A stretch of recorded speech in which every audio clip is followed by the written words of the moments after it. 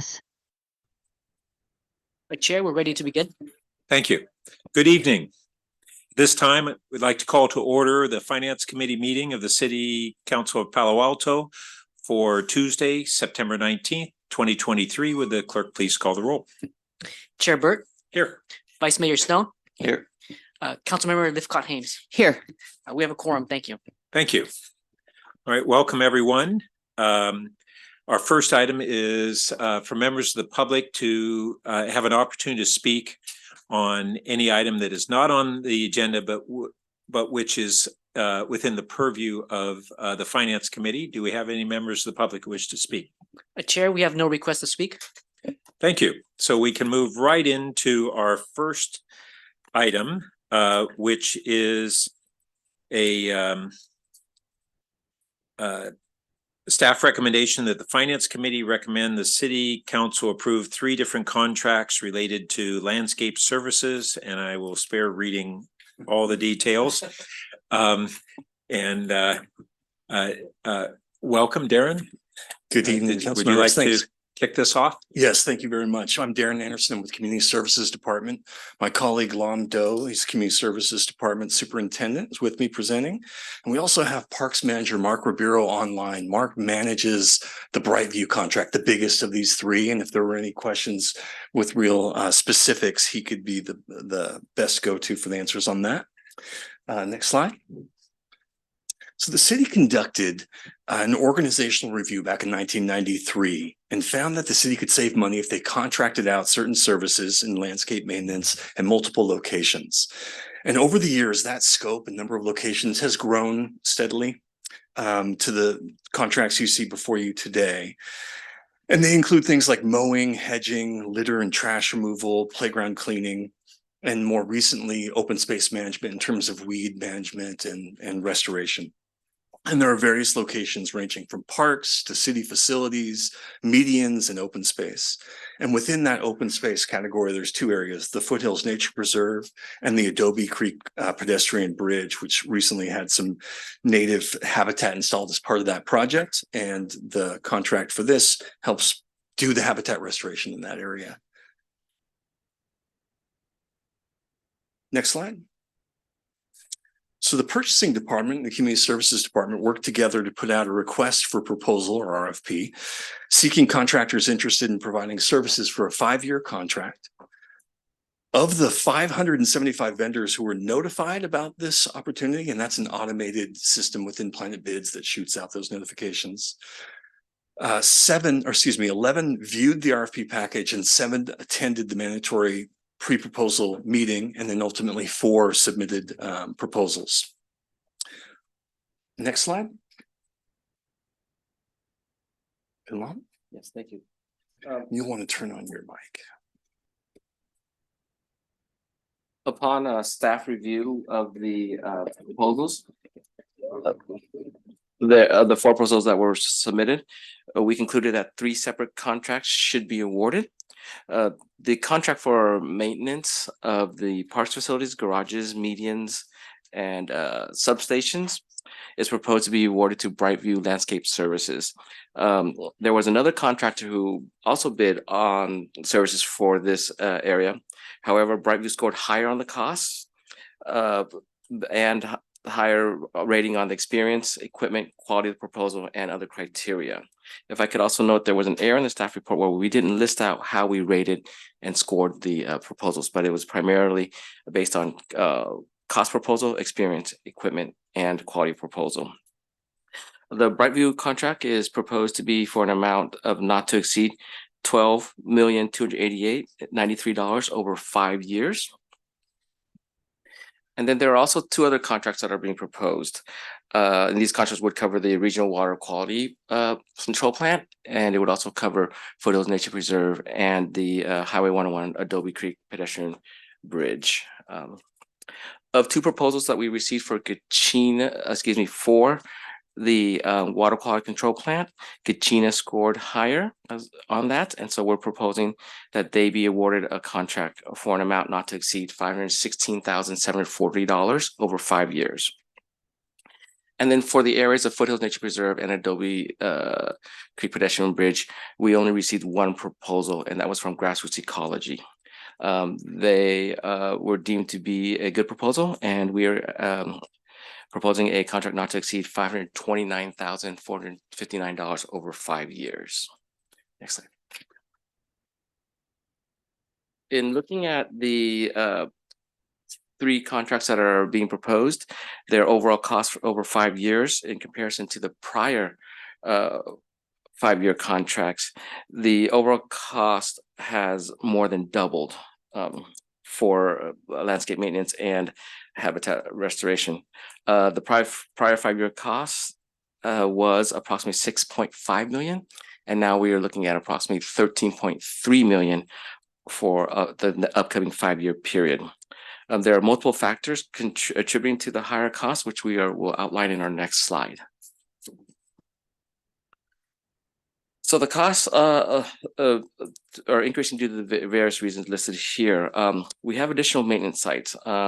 We have some that have been online, but were not included in the initial start of the 5 years of the prior contract. And then we also have further restrictions to phase out the herbicide glyphosate, which is commonly known as Roundup. We've added services on weekends at select locations. We've collectively to increase the minimum staffing level in the Brightview contract in particular. We've increased the amount of materials that are required to maintain and restore our fields, our athletic fields as well. And then material costs increase as well as labor costs increase not just since the onset of COVID, but over the 5-year span, all these costs have continually increased as well. Next slide, please.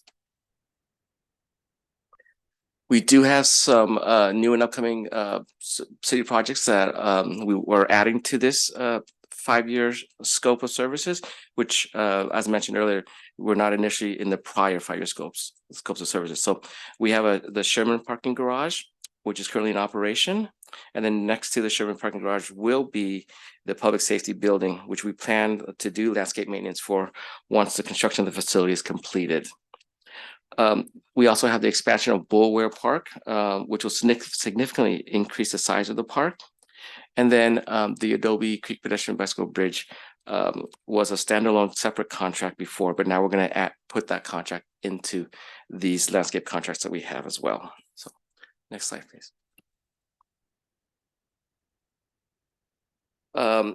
We are phasing out the use of glyphosate. This herbicide was added to California's list of Prop 65 list of carcinogens back in 2017. Soon after that, we stopped its use in our parks and open space preserves. As we further phase out use of glyphosate, we are increasing the necessity to weed and to do weed removal by mechanical and manual means instead of a chemical means. So now we are actually going in our Brightview contract, we have not allowed them to use any glyphosate at all. So this will now transition and remove its use in road medians, roadside planting strips, and parking lots. Next slide, please. For our primary contract with Brightview, the contract now prescribes the quantities of materials such as soil, seed, and fertilizer to be used on the playing fields to upkeep and to restore them, whereas in the prior contract it did not stipulate or prescribe the quantity. Instead, what we were doing was we required the contractor to renovate X amount of field, X amount of acreage, and they would determine how much soil, how much amendments, how much fertilizer to use. But we switched that out, and now we are going to prescribe to them to let them know how much we want them to apply. This helps us to stipulate and speed up the renovation process. Instead of being too thin on seed or too thin on fertilizer, we're now saying this is how much you need to use for X field. So. Like this. other costs attributing to the overall contract cost increase is we've added weekend servicing. So previously our contract for park maintenance was Monday through Friday. However, in this contract, we are proposing to add weekend service at 23 sites, which consist of 20 parks and 3 city facilities, which are Ventura Community Center, Linton Plaza, and City Hall King Plaza. The weekend service will include removal of trash, compostables, and recyclable materials, as well as litter pickup, playground servicing, and cleaning of the walkways and playground amenities as well.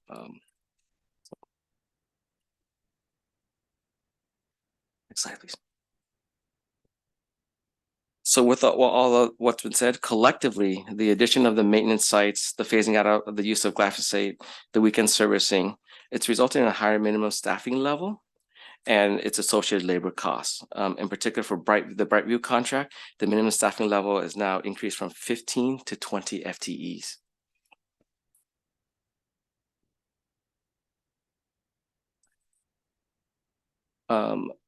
As mentioned earlier, we are listing and prescribing how much materials to be used.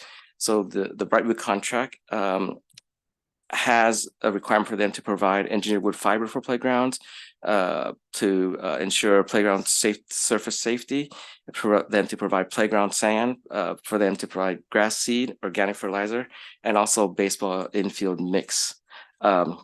So we've now required them to provide X amount, and commensurate with that, though, these costs have increased over the years. Next slide, please. So we also have a situation of labor cost increase. In the prior 5-year contract, which was issued in 2018, the labor rate ranged between $22 and $30 an hour. For this 2023 contract that we're proposing for approval, the new proposed contract rates range between $40 and $49 an hour. So that is a significant increase. And that this significantly contributes to the overall cost of the maintenance service over a 5-year span as well. Next slide, please. In regards to compensation for employees of the proposed contractors, all of their employees receive an hourly wage, which is supplemented with health benefits, paid sick leave, and a retirement program. Although prevailing wage covers the contract with Brightview and Gachina, both companies will actually be adhering to Palo Alto's minimum wage, which is higher than the prevailing wage established for a landscape maintenance laborer. With Palo Alto's minimum wage currently set at $17.25, and the prevailing wage in Santa Clara County varies between $15.50 to $15.84 for that position. For the Brightview contract in particular, their staff will receive between $18 and $34 an hour, depending on the position and the duties, a labor, a crew lead, or their project manager. For Gachina, their staff will receive between $18 and $32 an hour, also depending on the position and the duties. Grassroots Ecology is a little bit different.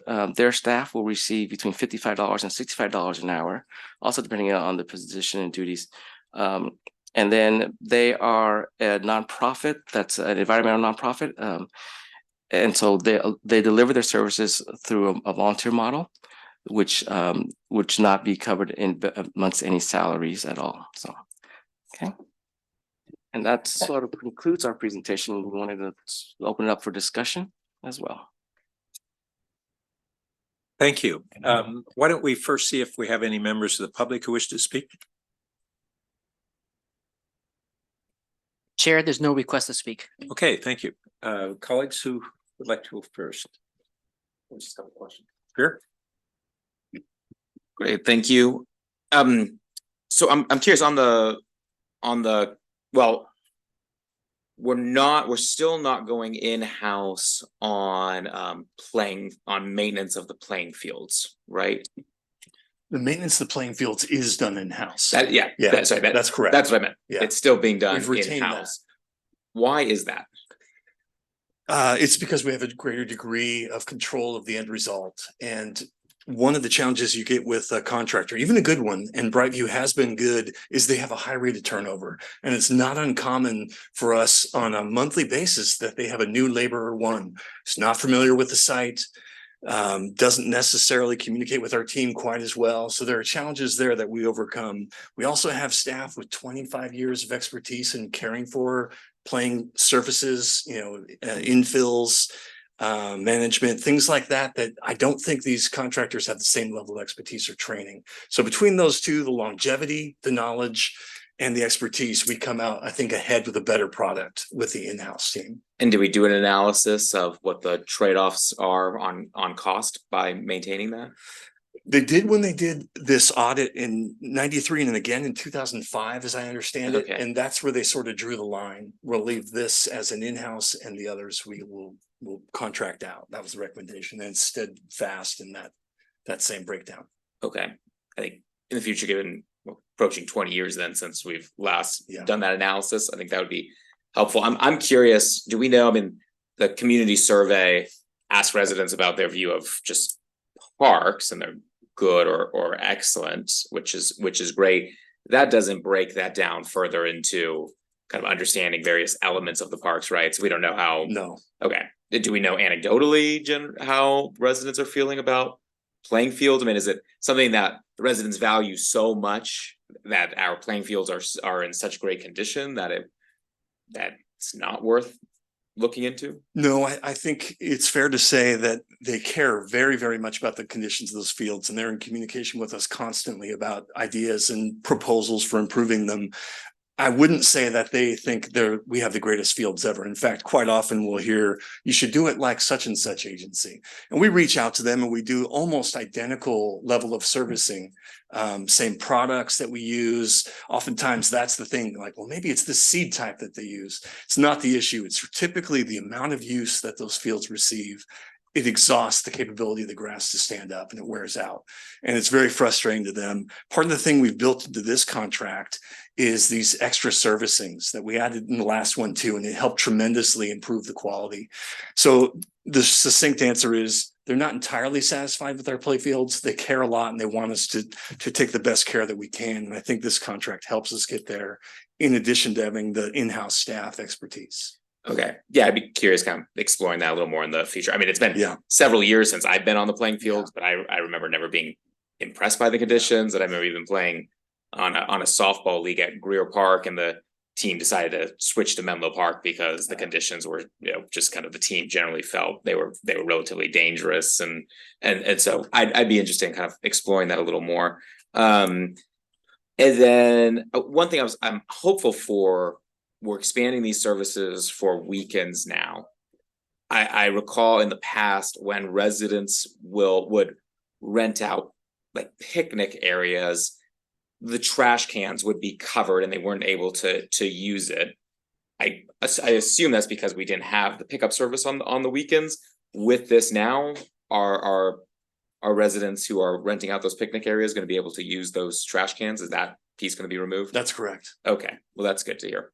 Yeah, I'm frustrated to see the increase in the contract costs, but unfortunately, it's not surprising given what we've seen everywhere else in costs. But would be interested in the future seeing how we can maybe mitigate those more, or again looking at going, or at least seeing the analysis of in-house first. Yeah, those are my questions for now. Julie? Thank you, Chair. Thank you, Mr. Anderson and Mr. Doe, for your presentation. I appreciate it. Just picking up on where the Vice Mayor left off on the cost increases for the Brightview. So first of all, am I clear that Brightview is a renewal that we have been, okay, yes, great. it's an incumbent.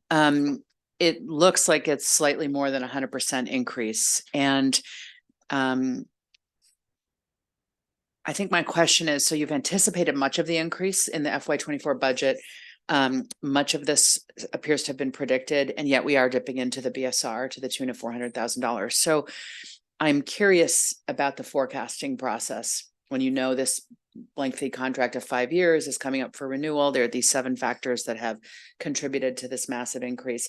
Can you just talk with me a little bit about how you go about forecasting what this is going to be so it hits the budget correctly? And, what didn't happen such that we were kind of caught off guard by this increase? My colleague Lam Do can speak to this better than me. Our department and also with the Office of Management and Budget work together to hedge, which is what I think you're referring to in the budget. So we did go with almost an anticipation of a 40% cost increase. We didn't think that it would go this high to where it's a little bit over 100% cost increase. So our hedge was, you're absolutely right, was not close to what we would like to have been, and that's why we're asking for a recommendation for a request from the Budget Stabilization Reserve. We unfortunately have not had done as well as we'd like in projecting these cost increase over time. We work with our contractors and we ask them for one-off tasks that we ask as additional services. They do give us an hourly rate, and so we sort of use that as sort of a gauge of where we can and where we think the cost will come in higher at. However, we're also up against material costs that we just constantly, it's not just these contracts, but even in our operating budget for where we made our own planting materials has, in essence, we've seen doubling of our own planting material costs. So unfortunately, we just haven't had a good grasp of it. Thank you. Turning to the concept of pesticide-free sites, I was kind of intrigued by that in the contract with Brightview. On page 37, 38, actually page 38, we see that certain parks are listed as pesticide-free and certain city facilities are. And I'm relatively new to this process, so I wasn't aware that we had some parks that were pesticide free and not others. My own home park, if you will, one of Briones, is not on the list. So it just made me curious as to how this particular designation came about, and are we moving toward all of our parks being pesticide free? And if not, what's the rationale for that? Yeah, great question. It's slightly complex, but the simple explanation is we started small as we transitioned away from herbicides and wanted to choose sites that we had a good chance of success, that we weren't likely to have a big infestation of something that we didn't really have a mechanism or a chance to control if it got out of hand with manual techniques. So we strategically selected these beginning ones to get a couple of victories under our belt. But at the same time, our IPM program in the city had been taking off, and we wanted to support that and we wanted to move forward. And so we have been progressively reducing herbicides such that we haven't used an herbicide in our urban parks, any herbicide in 5 years at any park. So in actual fact, Briones has been herbicide free for 5 years. We didn't designate it one because it's got the potential to have an infestation where we might need one herbicide to address a problem. Thank you. And my final question is regarding a reference to the homeless encampments on packet page 47. I just it's rare paging through a contract that you see a reference to the fact that we do have a population of unhoused people in the city. And of course, it makes sense that in a contract for landscaping and park and facilities maintenance that would need to be addressed. It makes me curious as to whether Ms. McDonough in the CMO office, who I know has responsibility for housing and unhoused residents, whether she is aware of this particular provision that really contemplates what happens to the belongings of unhoused people. I know sometimes on the council we receive complaints of concern about how somebody's belongings were handled ultimately by law enforcement. And this provision of the contract contemplates that, yes, belongings may be noticed and then removed. And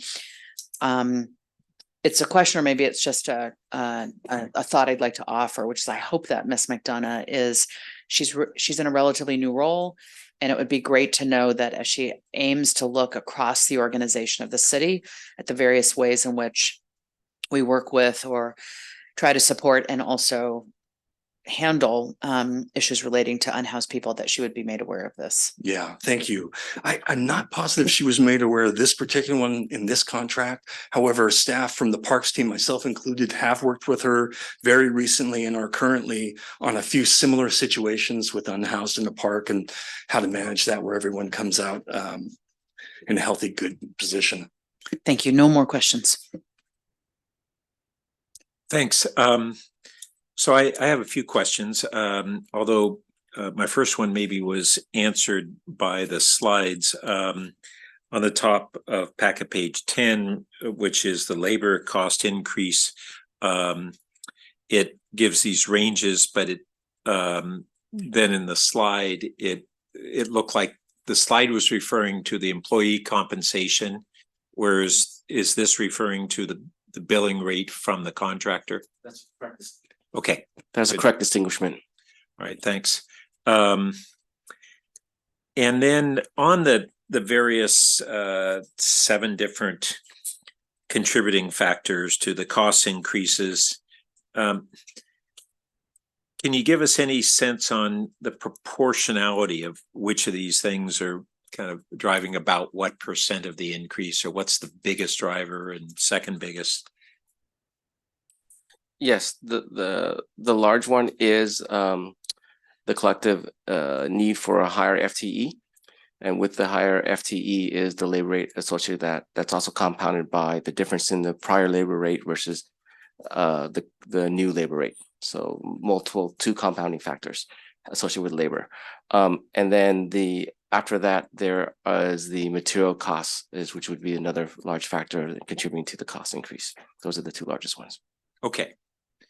And then, so on the material costs, was it staff's sense that the contractor, because they were paying for materials, was cutting as thin as they could? Yeah. And we want better quality. So Greer's feel would be better or whatever. Yeah, got it. Okay. And then on the performance monitoring, how does that occur? Because I'll just say anecdotally, I see different places in the city where medians may not have or may be weed infested at different places, and they may not be the most immediately obvious ones, but how do we monitor that? And I want to share a thought after hearing that. Sure, I can help with that one, Lom. We have 2 park inspectors that their full-time job is either inspecting playgrounds or monitoring these contractors, ensuring they're taking care of the different sites appropriately. And there's a tremendous amount of redirecting as they focus perhaps on the wrong thing, or something new emerges where we say this needs your attention. They spend a significant amount of time on that. We also have the gentleman on the phone with us, Mark Ribeiro, the park supervisor. He does the same. He manages the contract. He meets with this is the Brightview contract I'm referencing, meets with them on a regular basis, I think every couple weeks, goes out with their manager, spot inspects places, talks about problems.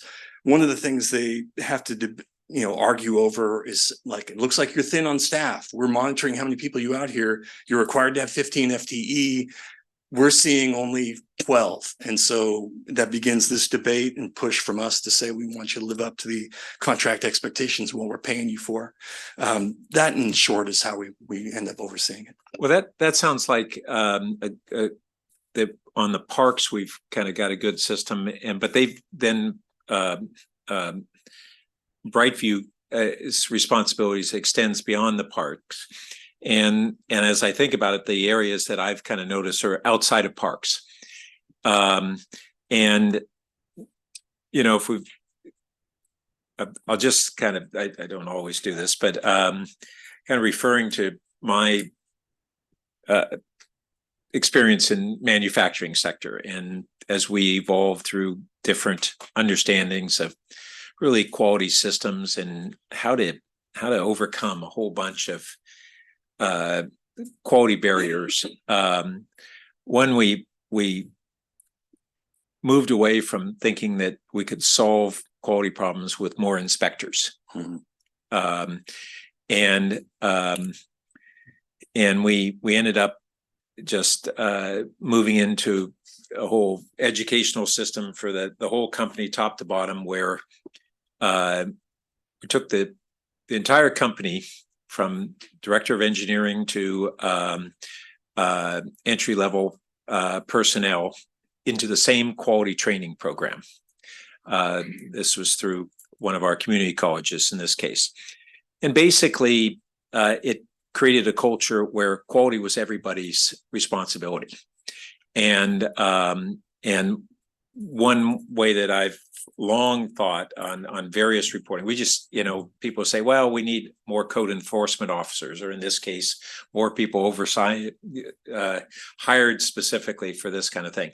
And I think that we may have an opportunity to have develop a policy and a culture where kind of all the city staff are out in the field are quality inspectors. Yeah. And they just report, but it has to be through kind of a broader training program. We can't just say report it. But we have public works people out there all the time. We have utilities people all the time. And my perception is that they're focused on their job, and there might be something staring them in the face that I ride by and I go, geez, look at that. And that's not their job. So it's a question of whether we might be able to move into a direction of kind of redefining responsibilities. And it goes beyond this particular kind of contract monitoring to other aspects. So I'll just put that out there for consideration. And then I did have a specific question on the budget increase. I guess it's middle of packet page 10, second paragraph in the budget. It says that the FY24 budget included funding in the amount of 1.8 million above prior levels. But then that's we need an additional 458,000 beyond the 1.8 for this FY24 budget, correct? Am I getting that right? Yes, you are. One is the contract increase and one is the delta to what was included in the 24 adopted budget The contract increase from the prior contract terms. So if we have about 6 million increased for, let's see, I'm trying to remember where that was covering the 3 contracts, those numbers? Yes, over the Okay. life of the contract. Okay. So I think 5 years. But 5 years. So if you divide 5 years by a little over 6 million, you wouldn't get 2.3 million per year. Am I misunderstanding something? Why does it appear that we added 1.8 million and we got another almost 500,000 beyond that in FY24, but the increase over 5 years is 6 point something million?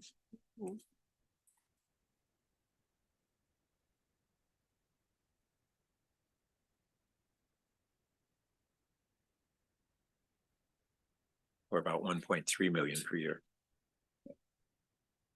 So I think the sentence I think we might be mixing apples and oranges, but Lam, Okay. I'll let you correct me if I'm wrong. The 1.8 million is what was included in the adopted budget. And in order to reach the annual cost, we need to increase the budget by about 460,000, some in the general fund, the majority in the general fund, some in other funds. And then the combination of those two actions is what makes us be able to fully fund a 12-month cost, essentially, of these contracts, which would be about 2.3 million. Does that make sense? All right. Is this, we put in, it says we put 1.8 million above prior levels. Not that we had a total 1.8 million. Chair, thank you for pointing that out. It should be reading that we put in 1.8 million for the overall budget, not an increase. Got it. Yeah. Okay, so that Thank you. above prior levels. Yeah, I think the we should clauses, delete that. Got it. Okay. clauses are That now erroneous makes there. sense to me. Cool. Okay. Yeah, let me see if I had anything else.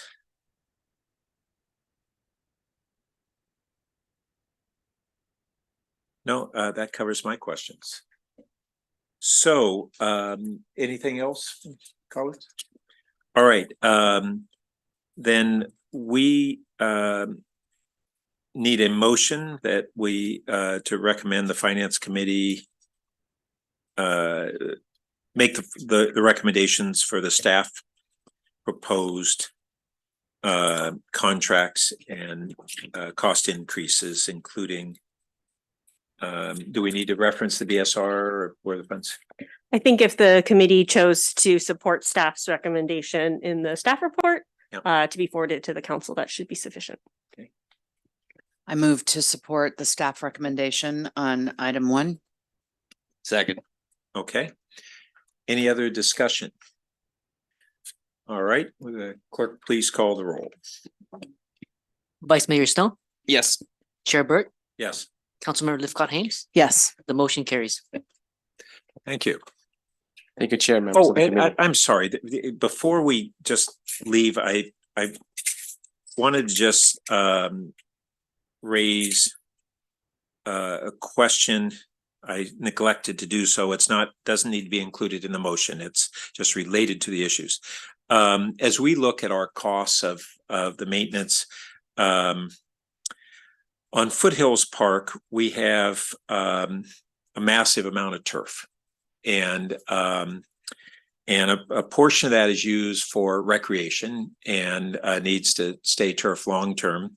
We have a new state law that is on the horizon looking at commercial applications that only ornamental turf is not allowed. A bunch of that turf is, I don't know if we call it ornamental or not. It's used by geese and others. It actually is some of the locations even along Buckeye Creek are inconsistent with the setbacks of non-native vegetation within a distance of the, I don't know if it's the 50 or 100 feet of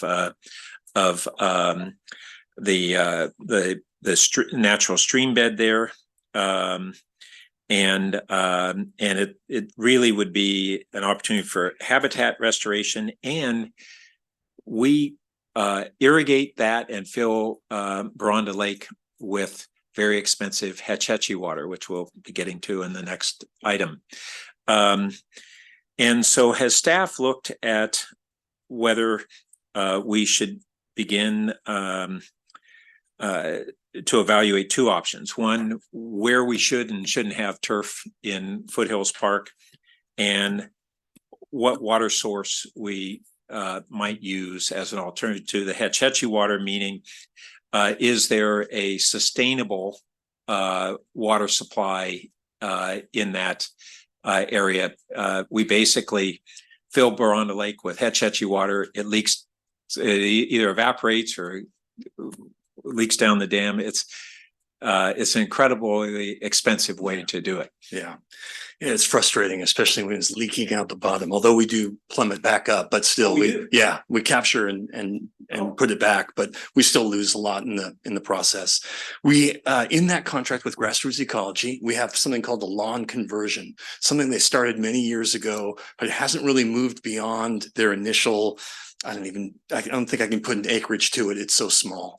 And so far they've just been sustaining it, making sure the natives in that area are doing well and the weeds are out. And we've talked about them expanding that. The vision right now is to continue a linear line from the creek.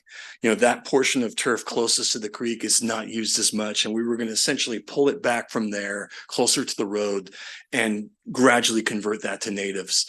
And I think we've been waiting long enough to see if this is successful. It is, it works. We have natives going there. So now this next step, hopefully within this contract, it's not going to fully fund doing the entire length. We may have to do a separate CIP for that, but I think we can expand it within the confines of this contract. That's great. Very glad to hear that. Okay, thank you.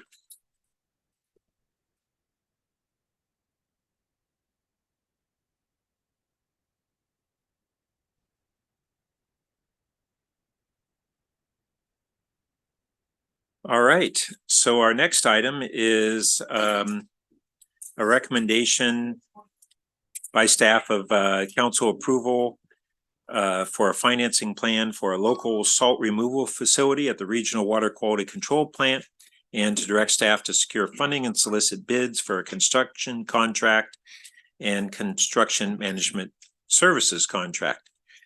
And Mr. Eggleston, you I will Kick it off. kick us off. thank you. So good evening, Chair Burt and Finance Committee, Brad Eggleston, Director of Public Works.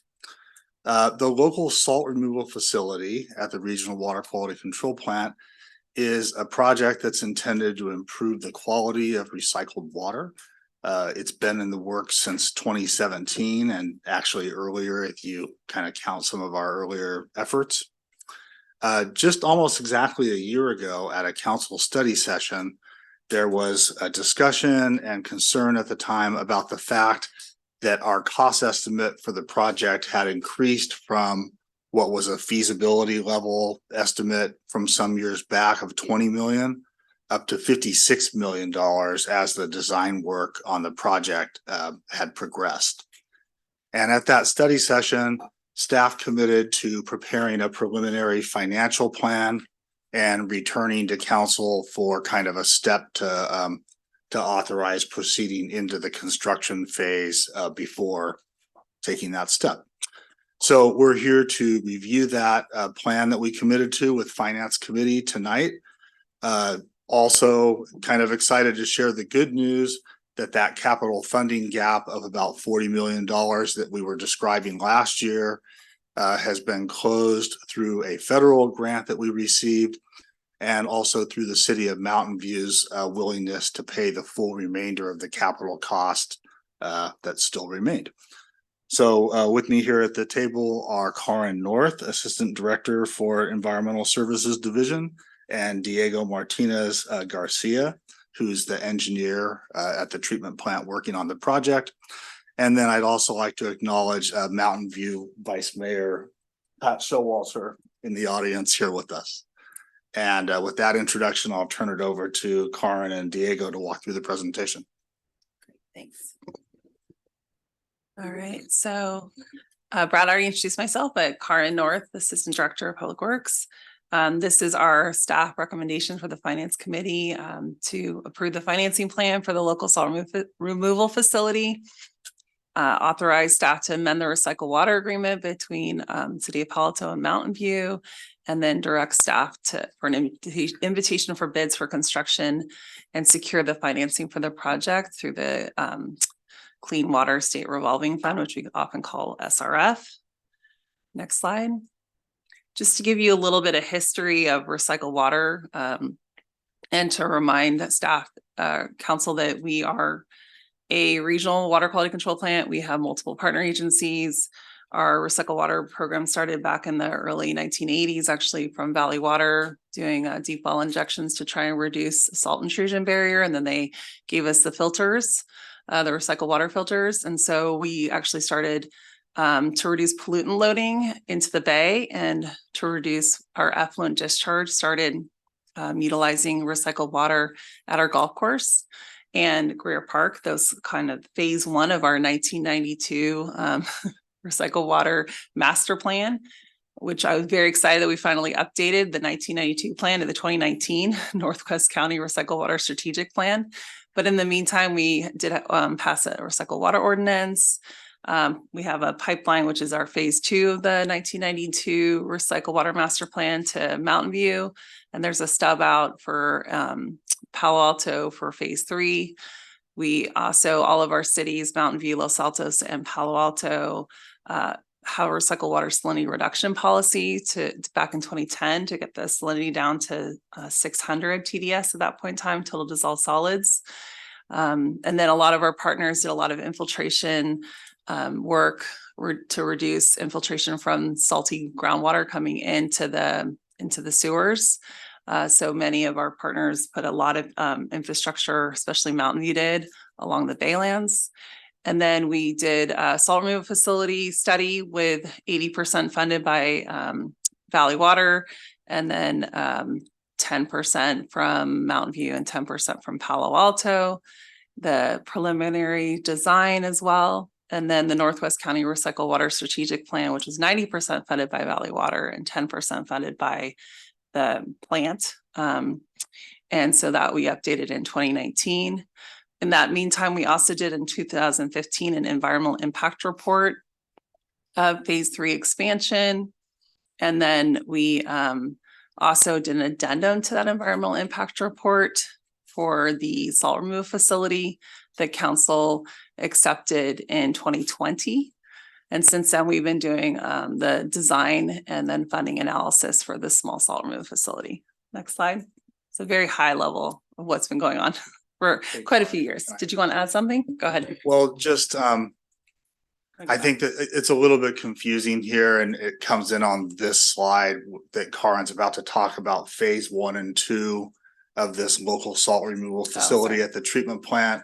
So, but just to be clear, when she was referencing phase 3, that's the project we've talked about over a lot of years of potentially expanding the system and building a pipeline to Stanford Research Park primarily.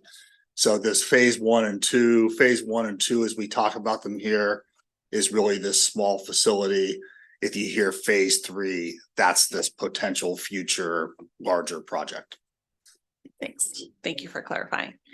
So this is the location for the local salt removal facility. When we did the feasibility, this is the only spot we could really find to put it in our facility. But we're basically just trying to produce a higher quality recycled water and then decrease the demand on potable for irrigation use. And so we do have we call it a phase 1, phase 2, but it's really for sizing. The construction would be to build a phase 1, but that could be sized up quickly to a phase 2. So all of the larger tanks are sized for phase 2, but the reverse osmosis membranes would be sized for phase 1. Next slide. So this is just to give some history on the project overview, kind of what it will look like on that little corner. Have 100% design right now.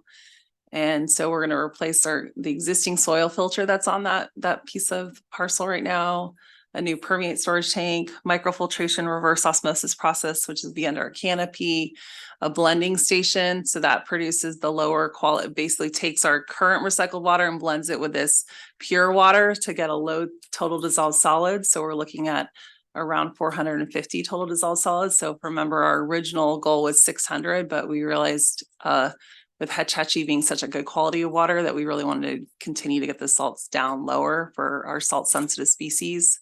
And then we're going to do landscaping, paving, and site work around the perimeter. Next slide.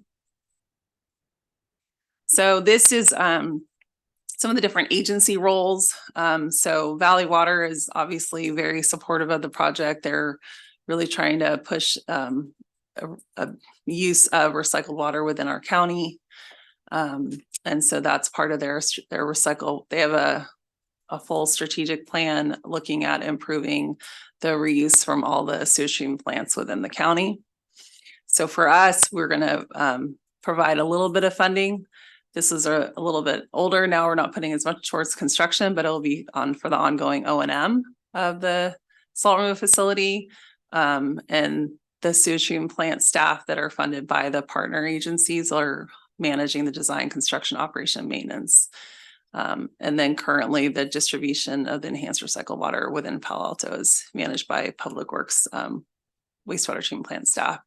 And then Mountain View is funding the rest of the capital, and then the ongoing O&M, and then distributing their own enhanced recycled water.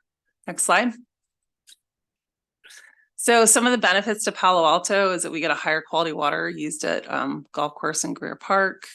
It supports our salinity reduction goals. It reduces the conversion of the marsh, the salt marsh near our outfall. We've been monitoring the outfall since the creek got moved. Back San Francisco Creek got moved and the outfall was installed, and we've been monitoring that probably every 5 years. We were going to increase our recycled water to reduce our discharge to the bay. So as we increase our recycled water use in Mountain View and others, we'll reduce what we're discharging out into the bay, which is a benefit. And then could potentially be one of the future steps for direct potable reuse in the future. And then we obviously continues our collaborative relationship with our treatment plant partners. We're very I'm happy that we have a great relationship with our partners. And then it sets us up for potential future recycled water customers within Palo Alto. So originally, the 1992 master plan had potential pipelines, and Northwest County Recycled Water Strategic Plan looked at the phase 3 going to Stanford Research Park, but there might be some other future options in that we haven't done analysis on at this point in time. Then we're going to turn over to Diego to do the rest of the slides. Thank you, Karen. Hi, everyone. Diego Martinez Garcia, Associate Engineer for Environmental Services Division. So I'm going to walk you through kind of the numbers of this preliminary finance plan. This first slide shows the cost estimates at 90% design from October 2022 for the capital portion of the project. So we have construction of the main AWPS structure, which, like Brad said, it's called phase 1, but in reality covers spacing for accommodating phase 2 of this local salt removal facility at $43 million. This estimate includes the design of the project, order contingency for construction, program management, which is part of all CIP projects at the wastewater treatment plant, construction management, which is about 10% of the total construction cost, and odor control construction project, which is a replacement project that we have to remove an oil soil bed filter on site to replace it with and put it in somewhere else so we can build this project. Next slide, please. From the total $56 million capital cost, we have two external funding sources outside Mountain View and Palo Alto, which is the Valley Water contribution from the TUNE 2019 partnership agreement, which contributes $16 million. We have a USBR grant for about $13 million, giving a total of almost $29 million or 51% that it's already covered. The remaining cost allocation is going to be split between Palo Alto and Mountain View, but while we were preparing this finance plan, Mountain View stepped up and decided to fund the full remaining portion of capital project, estimated at $27 million. So that will cover the $56.3 million. From the Mountain View allocation, that would be covered by a SRF, State Revolving Fund loan. So the estimated debt service annually will be about $1.4 million, which is on the lower portion of the table. Thank you. The other component of the project cost are O&M cost, and this will depend on how much recycled water is used by both agencies. So for the first operating year that we estimated, fiscal year 2026, O&M cost will be around $600,000 to produce 1.125 million gallons per day of permeate or pure water. These O&M costs include maintenance and repairs of the membranes and all equipment in the facility, energy cost, mainly due to pumping, chemical use for the process, and membrane consumables. This cost includes an escalation of 4% per year. The next one, please. As mentioned, the O&M cost allocation would be based on their recycled water demand. Currently, based on discussions with Palo Alto staff while we were preparing this plan, the city doesn't have plans to expand recycled water use, and the city is planning to keep existing recycled water systems, which is phase 1 and phase 2 of the recycled water system that we currently have. Whereas Mountain View has a larger customer base than us, and they are demanding pretty much higher water quality and higher demand than us. So for the first operational year, fiscal year 2026, we estimated Palo Alto demand will be 31% versus Mountain View, which will be 68%.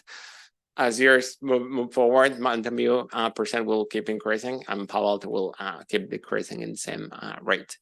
So from the $600,000 that we estimated for fiscal year 2026 for O&M, Palo Alto would be contributing almost $200,000 and Mountain View $400,000. The next slide, please. So this table, it's just an extract from the plan and shows the first 10 years of operation for the facility, combining capital cost and O&M cost for both agencies. So for Palo Alto, which is the first row, we included only O&M cost, as I mentioned, and you can see they remain pretty stable because we assume the demand will remain stable throughout the time, only accounting for inflation for increase in O&M cost. Mountain View's contribution will be much higher, including the $1.4 million from the SRF loan, plus their portion of the O&M cost that increase every year. The full table is located in the attachment A. And then we wanted to close with our current schedule of the project. This portion and plan went to City of Mountain View Council in June 2023. We're today here at the Finance Committee, and we're expecting to go to Palo Alto City Council next month. And then if the project moves forward, we'll have to work and continue and close the SRF loan agreement for the $27 million that Mountain View will pay. We have to close and sign the grant with the Bureau of Reclamation for $13 million. And we also need to amend the recycled water agreement with Mountain View so we can bill them their portion of the capital cost. If we move forward, we would estimate construction in mid-2024 and construction complete by the end of 2026. And I think going back to their recommendation, we recommend that the committee approve the financing plan for this project to be constructed and also authorize us to amend the recycled water agreement with City of Palo Alto.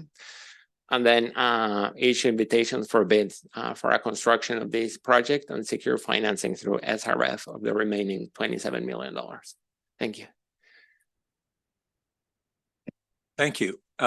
So why don't we hear from members of the public first and then go into our questions and discussion.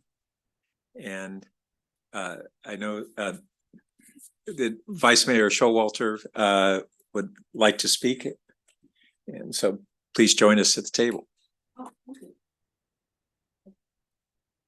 And do we have any other speakers? Just one speaker. Thank you. Okay. Yeah. My name is Pat Showalter, and I serve this year as the Vice Mayor of the City of Mountain View.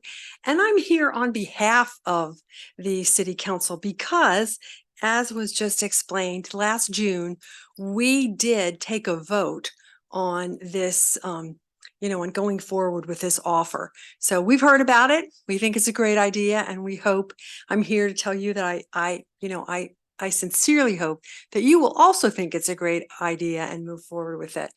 But before I go any further, I want to make sure to thank you and your staff for being wonderful partners, really for decades, in this shared wastewater treatment plant.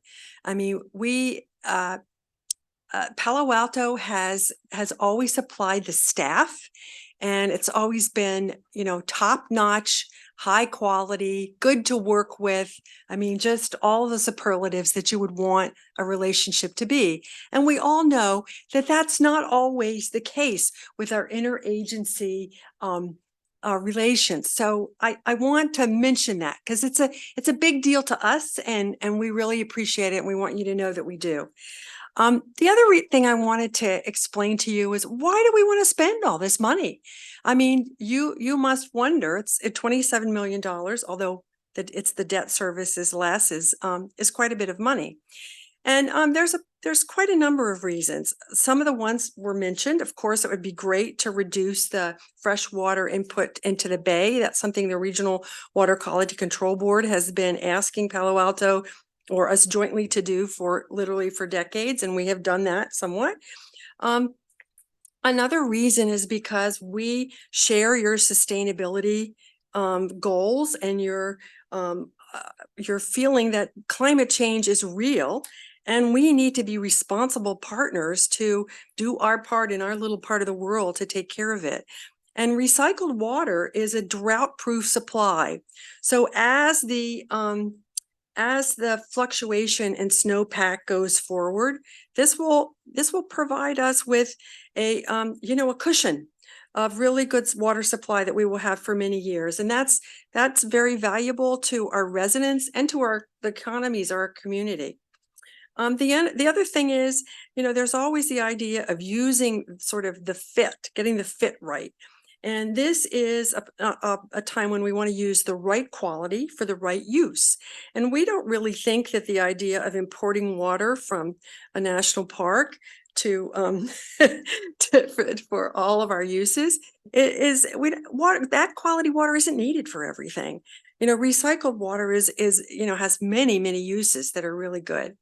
And then another reason that we want to do this so badly is because we are expecting a great deal of development in the North Bay Shore. I'm sure that you've heard of our North Bay Shore master plan. And part of that is to require dual plumbing in all of those new buildings. And so we feel like we've made this requirement for dual plumbing. And that kind of gives us an obligation to supply people with a good quality of water. And so that's what this does. This provides a much better quality of water for irrigation and for multiple trips through cooling towers and for use in just indoor plumbing. It's just a much better quality of water. So I just wanted to share that with you so you understand there's really, a very compelling reason why we want to do this. And the other thing I would like to say is right now, we're using most of the water, recycled water, but we hope that over time you will also increase your use of the recycled water. And as that happens, if we need to move into phase 2, we'll be happy to do that because again, we'll all be supporting using kind of the right quality for the right use. So with that, I'd be happy to answer any questions, but I just want to say thank you. Great. Well, thank you. And Pat, I did have a couple of questions. Just so everybody understands, the dual plumbing means that you have plumbing within buildings for non-potable use like this, or you're treating this as non-potable use, as well as potable, not just the irrigation versus non-irrigation, but toilets use this water. Absolutely. Yeah.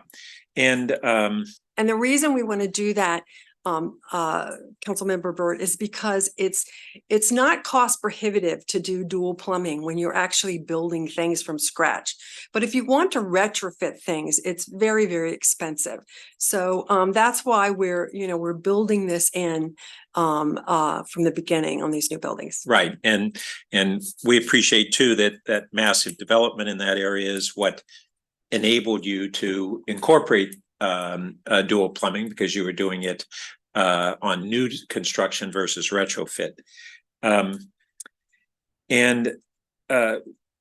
The expanded amount of recycled water that will go from the what is the current high TDS recycled water, which works for designated landscaping vegetation types that can tolerate that, and the dual plumbing.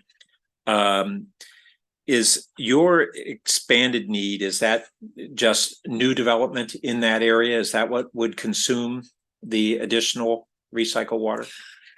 At the moment, that's what it would be, but we do have a plan to extend our recycled water system on this side of 101 into the East Wisman area. So I'm not sure exactly of the timeline for that, but I know that it's something that we are working on, environmental compliant, environmental documents and estimates and that sort of thing. And with the lower total dissolved solids, you won't need to restrict the types of landscaping that can be used there. That's right. Right.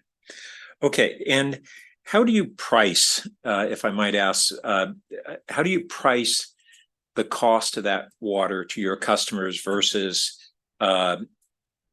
your primarily Hetch Hetchy water that you provide for potable uses? I knew I should have done more homework. I don't know the answer to that. Yeah. So their recycled water is around 65% of their potable water. So the pricing is about 65% of the pricing of potable. Correct. Okay. And do you know if that pricing is cost-based or is it market value-based? So they did a cost of service analysis in 2013, and they're currently updating their cost of service analysis. So I'm assuming their price may change, also dependent on the quality of the water. So their price may go up. And they've got both their share of O&M, and then they have the debt service that they would have for this, whereas right now they don't have a debt service on that, other than maybe piping. If They have a debt pipeline debt service right pipeline. now. Okay. I'm curious because it's been one of the things that as we look forward is on how we would use our blended water and we had wanted to put a purple pipe into Stanford Research Park, and they wouldn't allow us to do that because of the vegetation that they have today. And that's what stalled that expansion. But with the low TDS, it opens up that possibility going forward. And lastly, we have our water utility and we have our wastewater treatment plant. Do we know in Mountain View's case, who charges for that water? Is it the Public Works Department or the water? No, we work directly with their water utility, and they put their recycled water and water utility under the same umbrella. Okay. So that's the interesting thing. And just at a high level, as we started, looking at expanded uses of recycled water back 7-8 years ago with our partner agencies, we start getting into a question on kind of the business models, because we go from water as a waste that if you'll see on, what was it, slide, I guess it's slide 7, where we see some of the benefits, and basically, to surprise many, that discharging water that isn't saline, even though it's for us too high a dissolved solids for irrigation, discharging that into the bay in periods when, and particularly when periods when it's not naturally flowing into the bay, is environmentally detrimental to discharge essentially fresh water in the bay. So that's when we, as Karin had pointed out, that's when we really started moving toward trying to reduce that discharge. And that's thinking of our wastewater as a waste and an environmentally detrimental waste. And now we move into a period where the what we were calling our recycled water, not our low salt water, nor our advanced water, which is essentially potable, what's going to be built down at the former Los Altos wastewater treatment site.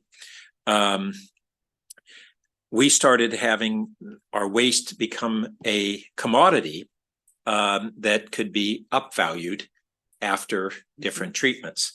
But it actually has an input commodity value that we haven't tried to figure out. Okay, if I was going to go into the business of recycling water, where do I get the water that I'm going to recycle, and what's that worth? Well, we can't quite figure that out, but somewhere in there, that water now has a value even before it's treated, and it has a much higher value after it's treated, somewhere close to the value of Hetch Hetchy water, but presumably discounted from it, like Mountain View is doing. So that's kind of at the high level. It's an interesting scenario for us, having our water utility and our regional water quality control plant. The water control plant is a partnership under the auspices of our Public Works Department, but for 5 other entities. So that just so everybody knows, that's Mountain View, Los Altos Hills, Stanford, and East Palo Alto. Pardon me? Sanitary district, not all of East Palo Alto. Portion of East Palo Alto, sorry. So we have this other interesting, so that becomes a partnership that we're producing this, now a commodity.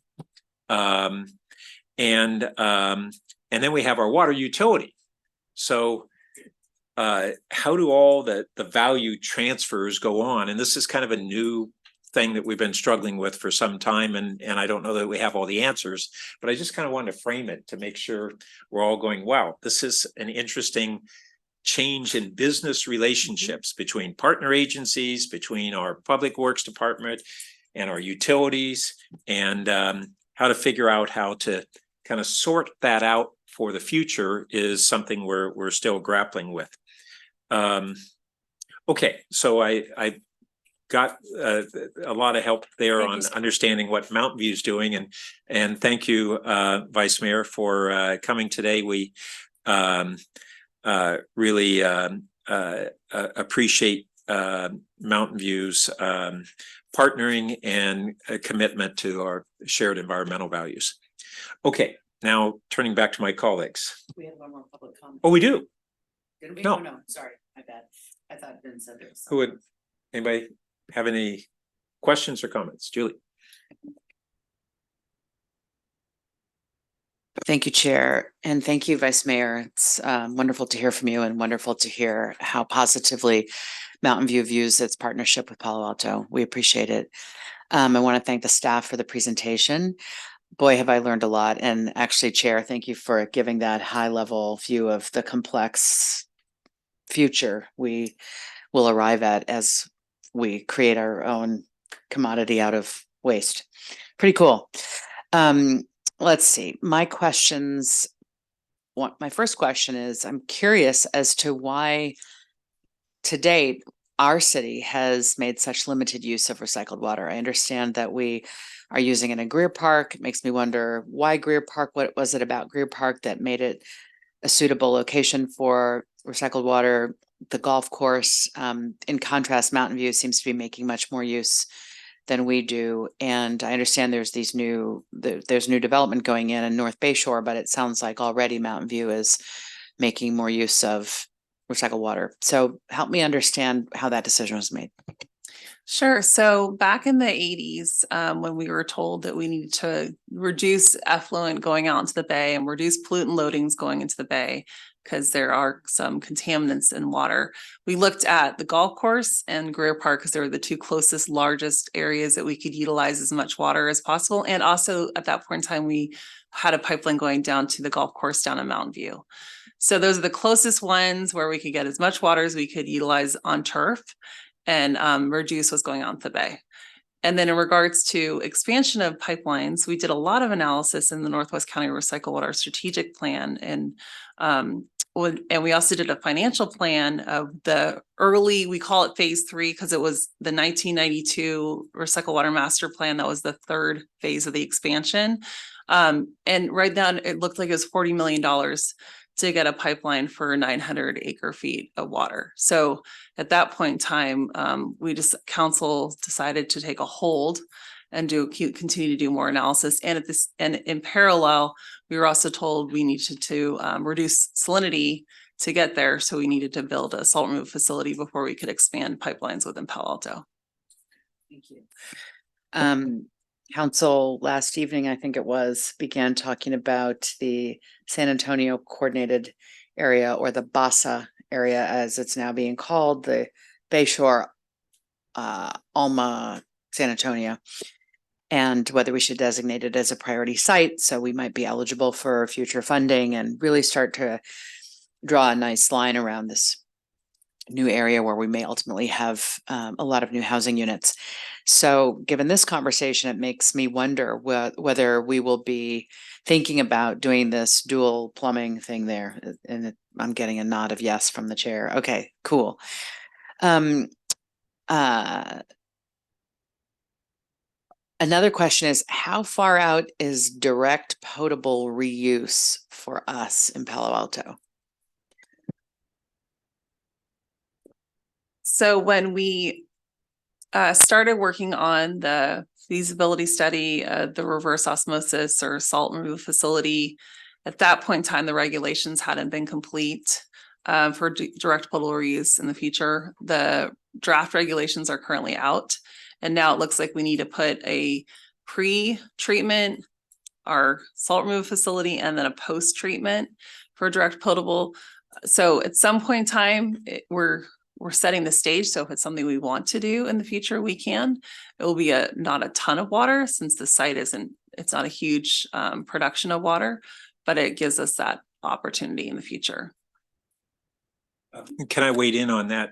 Because so what the regulations Karen was talking about is at the state level, up until now, it has not been legal to have direct potable reuse, although indirect potable has been going on in some Southern California areas where basically water that doesn't have this final step that Karen was talking about, which is basically it is a step to break down the synthetic organic materials. We misuse the term organic somewhat, but these are carbon-based materials that are, think of them as pharmaceuticals that are in our water and just everything that pops up there. And that's kind of the final part that is needed for us to be able to safely consume that. Although in Southern California, what they've been doing is putting it into their groundwater. It mixes with their natural groundwater, and then they pump it back out, and somehow that's okay. And that's been going on for a couple decades. So that's where we stand on a change in that way. But aside from this site, we had a big discussion on the advanced water recycling facility down at San Antonio that Valley Water's putting in. And one of the concerns I had was that, and I think others on the council expressed similarly, is that we weren't going to get any of that essentially potable water that is going to be produced there. They plan on piping it to other needs that they have in the county. I think initially for indirect potable use, right? They're going to use it for percolating. And it was stated to us that that location, if I recall correctly, we think may have additional capacity beyond what has gone to them. And we may be able to tap into some of that water going forward. Is that correct? Am I remembering this right? You want me to take it? Go ahead. So that was our staff and utilities combined have been working with Valley Water. As Valley Water does more analysis on our effluent availability, they may not size the facility to take more of our water. So it's still up to discussion, partly because, as you are well aware, our flows have been declining. And Valley Water realized that they want to make sure they're not oversizing. So, you know, in the summer months when they probably need the water the most for indirect potable reuse to recharge the aquifer down in South County, the Rinconada ponds, is when we're also our demand for recycled water is the highest and our flow is the lowest. And so when they've done more analysis on our flow availability, I don't think they're going to upsize it unless we get requested to do that. Interesting. Well, it's outside the discussion this meeting, but it is part of kind of this master set of big moving pieces going on. I have heartburn over us providing the input water commodity of the wastewater, and we call recycled water at that what we put in there. No, it's not at that level. All right, the wastewater and the very valuable limited publicly owned land that we have for a purpose like this, and not being able to get that water. But I don't know if there's any way to redo that agreement. But it does go into that there are kind of four big parts to this. We've got the rebuild of our regional water quality control plant, massive project that all we and our partner agencies are all doing and funding. That's necessary. That's part of what feeds into this. We have the advanced water recycling facility, and then we have phase 1 and phase 2 of our own, we now call it salt removal facility. And all those kind of have interrelationships with each other. And that's the other part, aside from the business side, is how do each of these projects relate to each other, and what benefits do we derive as a city going forward? And I'm still struggling with some of those things. Thank you for all of that. It's such a gift to have you here with this historical information and also to see you nerd out on issues that you really love, like water. I think this question might be for Mr. Martinez Garcia. It's really related to the finances. I was intrigued that when the project came back around, I mean, this has been in the making for so long.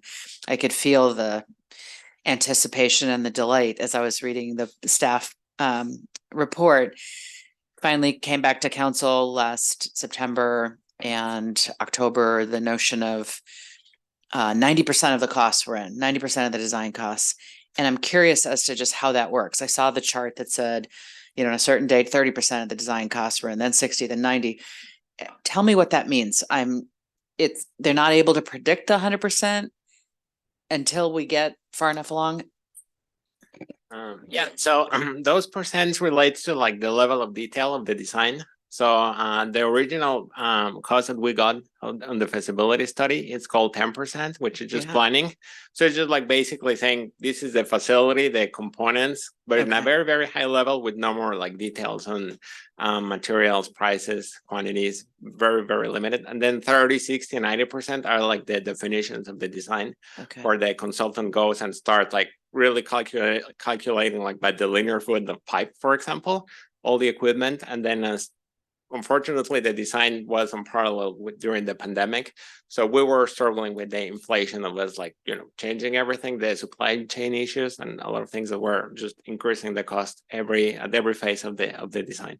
Okay, so if I'm correct, 90% of the design takes us to this 56 million. Correct. Of which Mountain View has decided to step up and pay half. Correct. So the remaining 10%, where's that?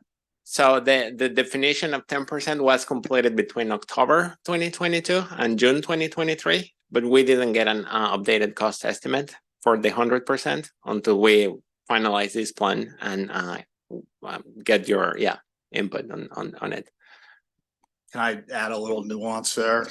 So Diego's correct. We go through in engineering and construction projects this sequence of design, but we don't just say, oh, we've only got 10% of the definition of a project and here's the estimate for that. What we do is we have a design contingency that's part of the estimate. And as we proceed through these higher levels of design, we lower that and it gets smaller and smaller.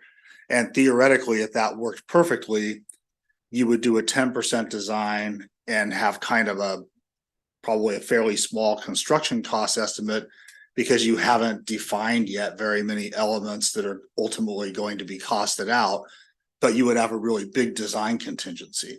And then as you went through the design process, that contingency would get smaller and smaller until they matched at the end. Now in practice, that never really works. And this is a bad example here. But what I would add to what Diego said about the 90% design estimate is that still included some design contingency that's meant to cover more details that may get added as we get to the 100% design. So we're hopeful that in the end, that estimate's not really going to change or at least be close. Thank you so much. That's it for me. So these total annual cost allocation by agency, I assume that also includes kind of these administrative costs and staffing costs as well. That's going to be ongoing. Yeah, I can. Yep. Yes, except the labor. We blended the labor for this new facility into the main water quality control plan budget because we expect only one position that will be divided into part-time chemist, part-time maintenance, part-time operator, part-time engineer, part-time everything. So okay, yeah. And following up on one of the chair's points, so as the years progress, you mentioned Mountain View is going to get more of this water. Palo Alto gets a proportion less. Yeah. With this agreement, is there any way in which Palo Alto can maintain some of that water share if we end up needing it down the road? So the costs are based on usage. So Palo Alto actually has a right to a certain amount of water now. It's just when we looked at the cost estimates moving forward for operations and maintenance, we didn't have that go up because we were not at this point in time, not assuming expansion, but we still do have water available for Palo Alto. Right. And then are there any, I mean, I'm trying to understand any reasons why we should not approve this. I mean, are there any type of potential liabilities for the city entering this agreement? It just kind of seems like a win-win for everybody, but that always makes me a little suspicious. Well, we've done a lot of analysis on this. It's not something that we've come to council before. All of the Northwest County Recycle Water Strategic Plans, non-potable options assumed we would be building a small salt removal facility, since that was a mitigation measure for the environmental impact report to expand within Palo Alto. Currently, Mountain View has around 60 customers that are waiting to actually turn over to this higher quality water. So not new development, but current customer base. We have the grant, which is, we don't really want to walk away from getting federal funding. Also the SRF loan, we've been on their queue for a long time, and we're hearing down the pipeline, they're going to actually take a halt and not take on new projects for a little bit of time.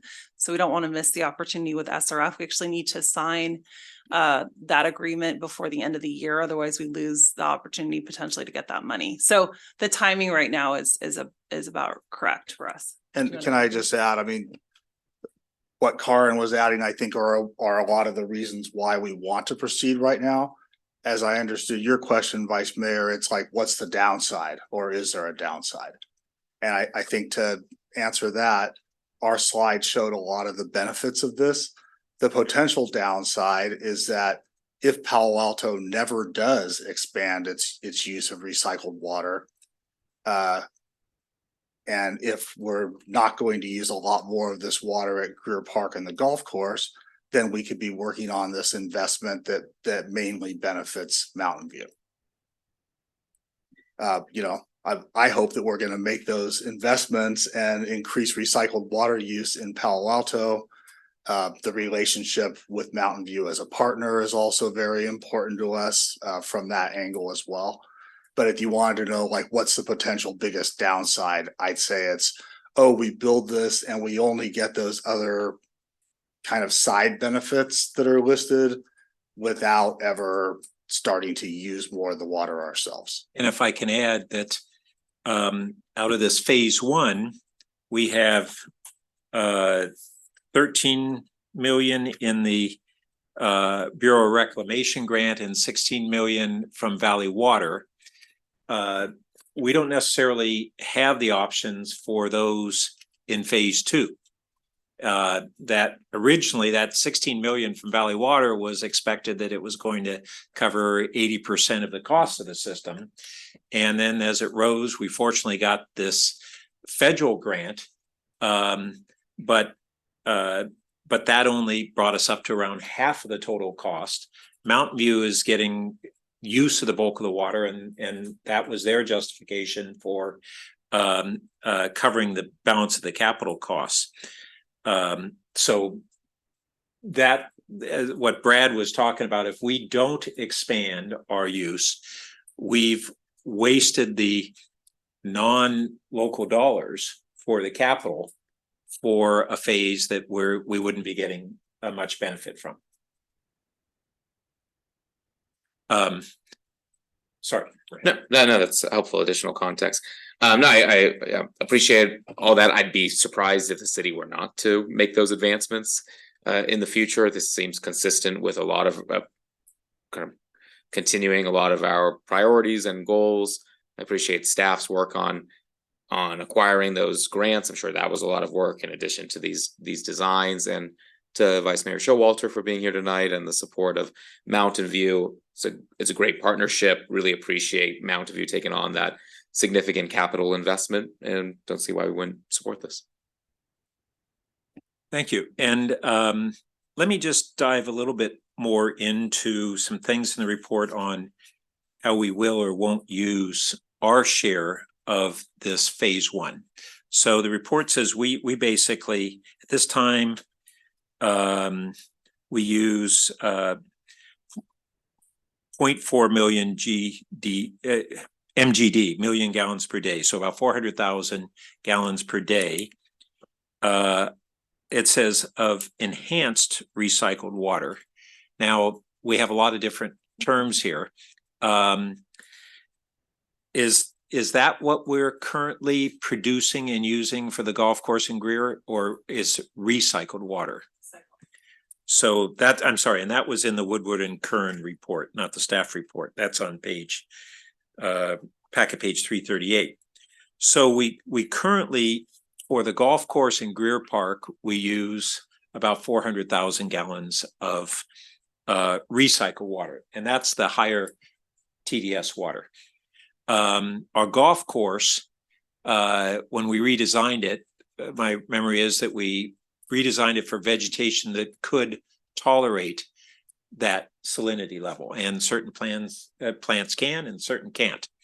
At Greer Park, we blend our recycled water with potable water, Hetch Hetchy water, to get the TDS down to the point where that vegetation isn't harmed by using that water. Is that correct? Correct.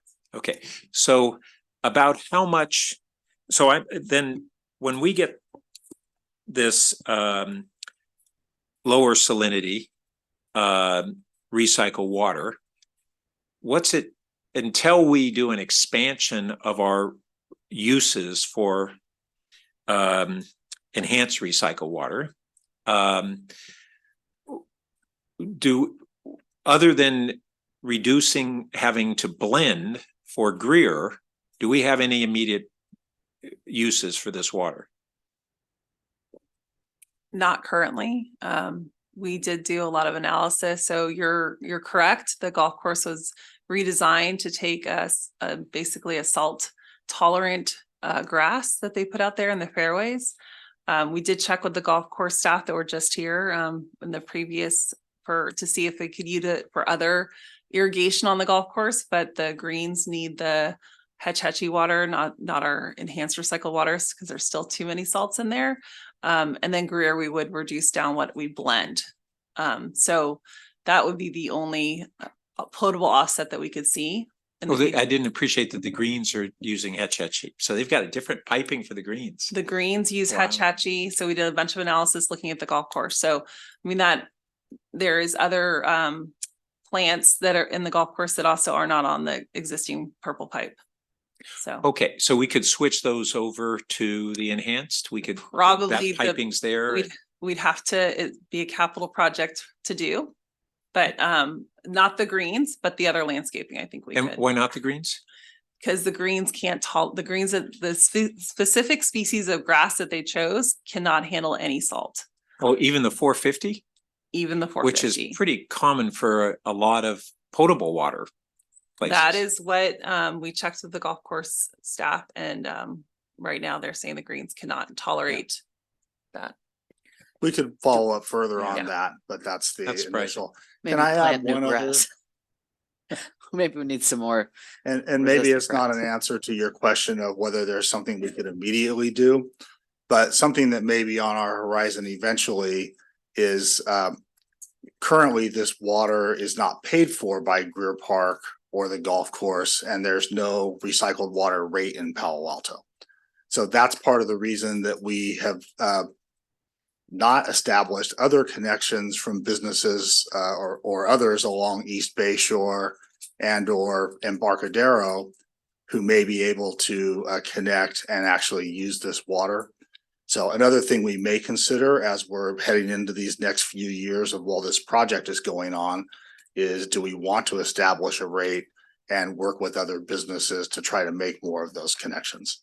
Now, I don't know how the magnitude of use that we would achieve there, but it could be some additional. And the Greer is off of we have a purple pipe, meaning that for recycled water pipe. And that runs, we're tapping into, where does that run and how do we tap into it for Greer? It runs down East Bay Shore, and then it's hanging on the Matadero Creek underneath. Oh, I was trying to figure out how it got back across to the west side. Okay. Yeah. So we got a pipe hanging over there. And I will add that East Palo Alto also takes a bit of our recycled water, I thought, very small, but okay. Well, is that just for their new playing fields across the creek? So we looked at trying to expand recycled water into East Palo Alto to their playing fields. And at that point in time, we couldn't find the capital to expand the pipeline. So there's a little bit of recycled water use, and I think it's not technically, I think East Palo Alto is where there's a horizontal levee built along the creek on San Francisco that was using some recycled water. Okay. All right, thanks. I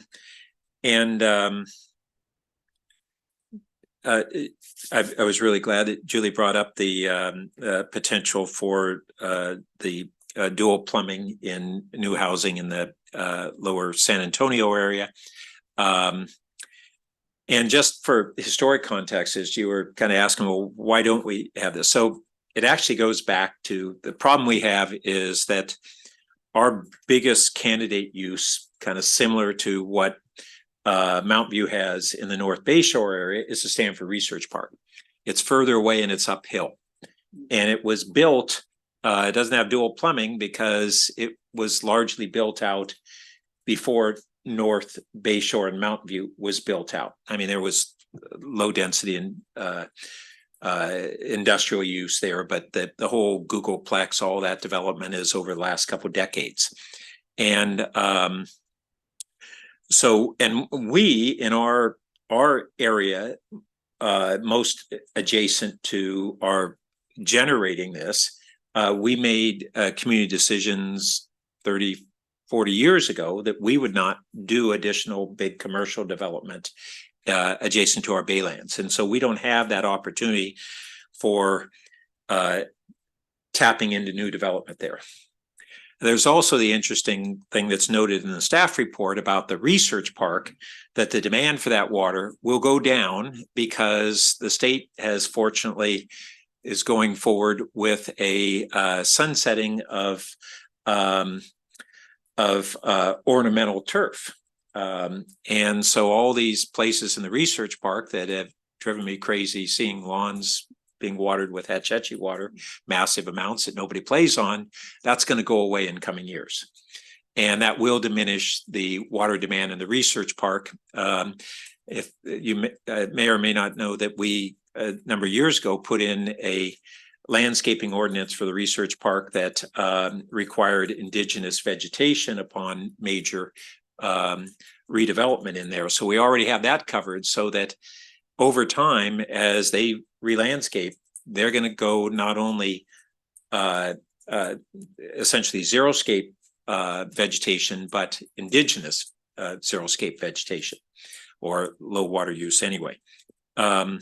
So that creates that dilemma. And but I'm still very hopeful that we will see the cost benefits of a big investment of Purple Pipe up into the research park, and that once we can offer them the water that they need for their vegetation, we'll get a partner there on that.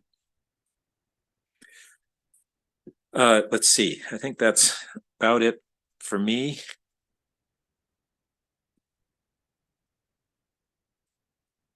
Yeah, so do we have any other questions or comments?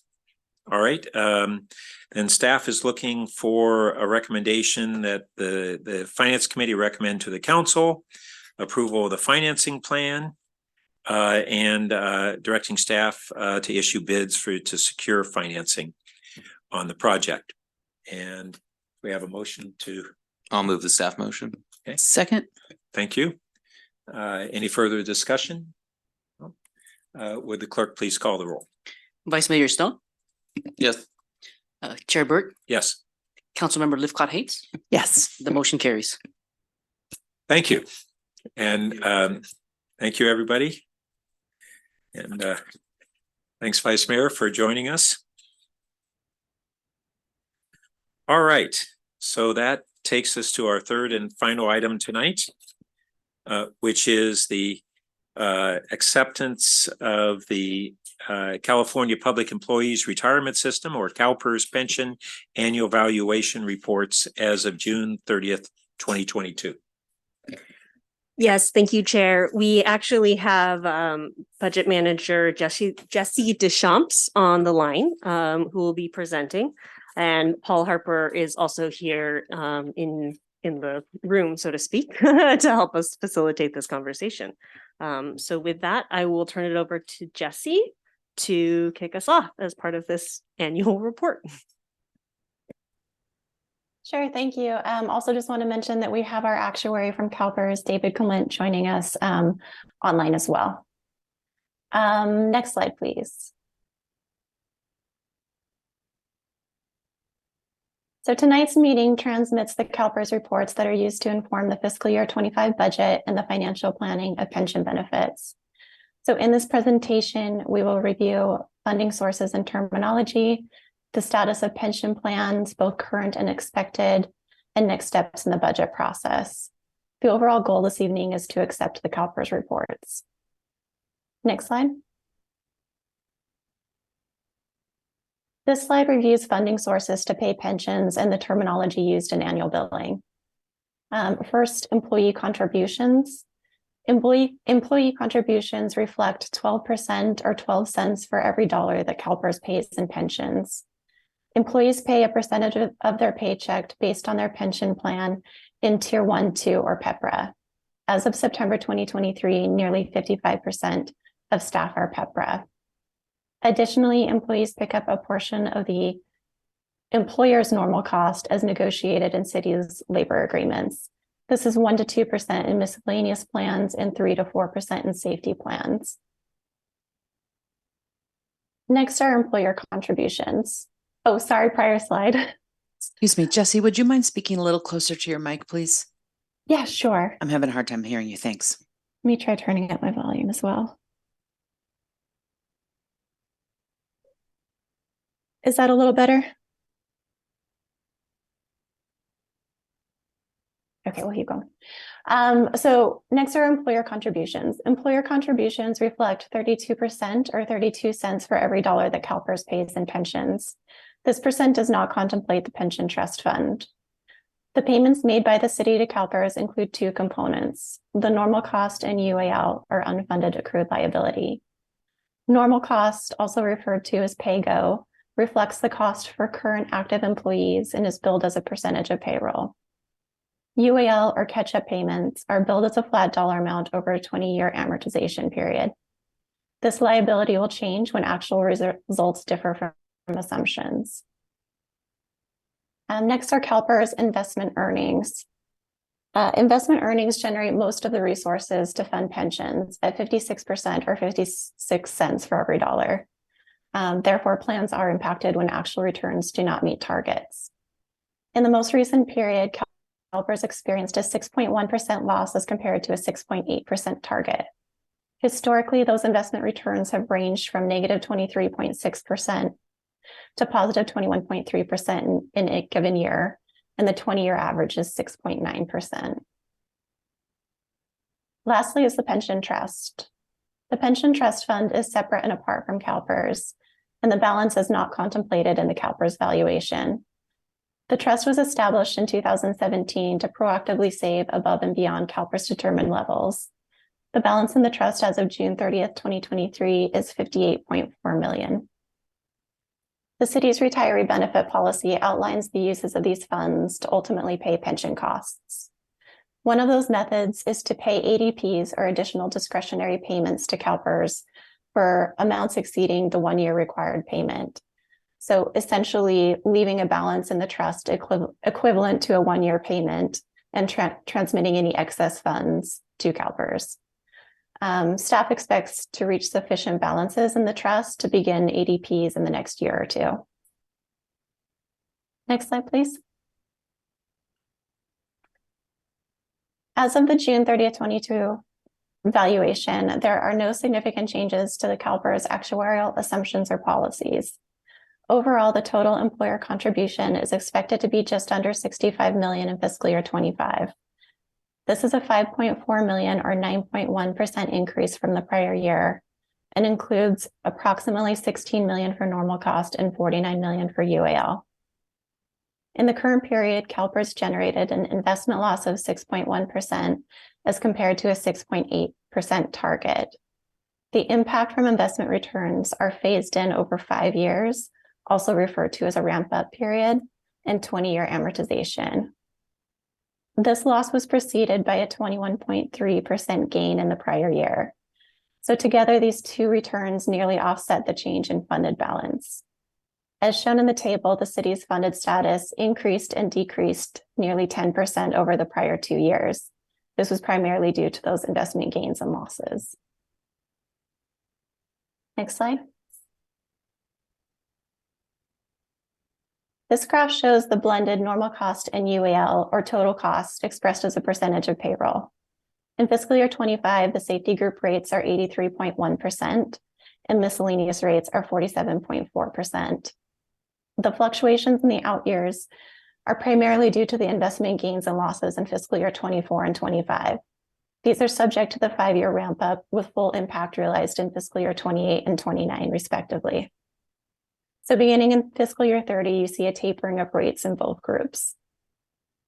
In the table, we have also restated the out years for potential impact due to the preliminary 5.8% return in June 2023. The actual results will be included in the annual reports issued next year and the fiscal year 26 budgets. Next slide. This chart shows the UAL and funded status. The total UAL for both plans has increased from the prior year from 392 million to 553 million. As mentioned previously, the fluctuation in the prior 2 years is primarily due to the investment gains and losses. The combined funded status of both plans is 63.8%. However, if adjusted for balances in the pension trust, this funded level increases to 67.6%. Lastly, the city completed a comprehensive review of pension plans with outside actuary Foster & Foster in fiscal year 23. This analysis projects that the city will reach a 90% funded status by fiscal year 36 or 37. Policy goals target a 15-year time frame, which is by fiscal year 36. This relies on the continued practice to budget normal cost at a 5.3% discount rate. However, the city's practice to contribute one-time savings will help achieve goals sooner. Next slide. There are several activities in the near term that will impact future pension costs. This includes the preliminary 5.8% investment return for the period ending June 2023. This return is lower than the CalPERS target return of 6.8%, however, is higher than the rate of 5.3% assumed by the city. Additionally, the City Council approved new labor agreements with all groups through fiscal year 26. This includes adjustments for COLAs, market alignments, and other terms of employment. And lastly, the fiscal year 24 adopted budget includes staffing additions, increasing full-time staff from 1,018 to 1,063, which is an increase of 45 FTE or 4.4%. Next slide. So looking forward, staff will return in December and January to review the long-range financial forecast. As part of this review, staff will include pension trust contributions at the lower 5.3% rate and estimates for expected changes, such as the preliminary 5.8% return. This long-range financial forecast and input from the Finance Committee and City Council will be used to develop the fiscal year 25 proposed budget. Deliberations with the Finance Committee to review the proposed budget will occur in May for City Council adoption in June.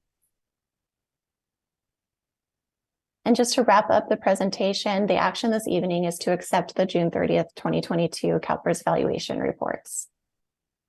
And that concludes the presentation. Thank you. Do we have any members of the public who want to speak on this item? Chair, we have no request to speak. Thank you. So colleagues, questions and comments? Julie?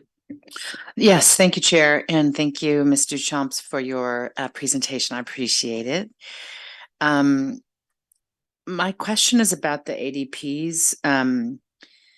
I know that the Section 115 was created in 2017, and I'm just wondering back in 2017 when it was deemed necessary for the city to take these matters into its own hands. When did we predict that we were going to be able to start making these additional discretionary payments? And are we on target with that? Are we behind? Or are we ahead? I suspect Jesse's going to look to me on this one, since this predates her. We hadn't necessarily contemplated it, frankly, when we established this in 2017. It wasn't until staff took the work with the Finance Committee to establish the pension funding policy, now I think we call it the long-term benefits funding policy, that we contemplated a multi-variable plan for us to manage pension liability. So honestly, I think in 2017, we didn't have a date. I do think in general, now that we have the funding plan, that we've updated it last year and we'll do it again in 3 years, in alignment with CalPERS, that we are following our plan and in theory on track to continue our funding strategy to reach in, I can't remember the number of years, Jesse can inform me of that. So we are on track with that. I will always caution that with what you just saw in the volatility, that any given year, you're going to see and potentially see major swings in the investment returns. And that's going to create significant changes in our funding level. And that's when I hear CalPERS' CEO in my head saying we're a long-term investor. We're not just a 1 year, 12-month investment. So we are going to see these fluctuations. So 1 year, it may look like we're on track to meet our goal, and another year, it may look like we're way far away from it. So I say that with a grain of that understanding that right now we are on track, but very simple things can throw us off base in any given snapshot. And just as a matter of curiosity, how many California municipalities have gone the route we've gone with this 115 trust? That's a great question. I actually don't know. I wonder if Dave has a sense of it. David, do you have a sense? Sorry, I don't know the number of that. Yeah, I don't either. I will say it's increased significantly. We started as a very small cohort of California cities that started this in 2017, and the interest has grown exponentially over the years. And different cities have chosen to take different stances. So not all cities have done 115s. Some have chosen to only do ADPs. And our council, when we're looking at our policies, we're thinking about risk, thinking about control, frankly. And chose this kind of multi-variable process for us to tackle. Thanks much. That's it for me. I'll just add that we actually made the policy decision to set up the 115 in 2016, but staff at that time wasn't ready to tell us what dollar amounts we needed to start contributing. So that's when we moved forward in 2017. Greer?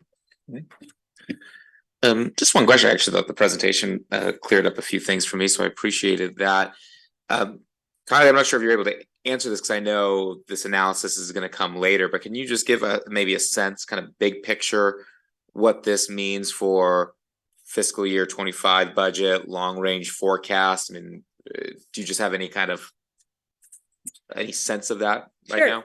Actually, I think Jesse has a good sense of that. So Jesse, can you provide them just a high level? What I think the council member is asking is, how does this compare with our forecast that we've done previously in terms of the assumptions for the cost of retirement?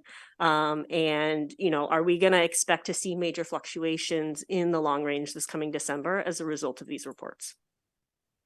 Okay, so let me know if this answers it. So in the long range last year, what we did is we knew that we had the preliminary 6.1% loss that is materializing tonight. But in the long range last year, we did program estimated costs for that loss.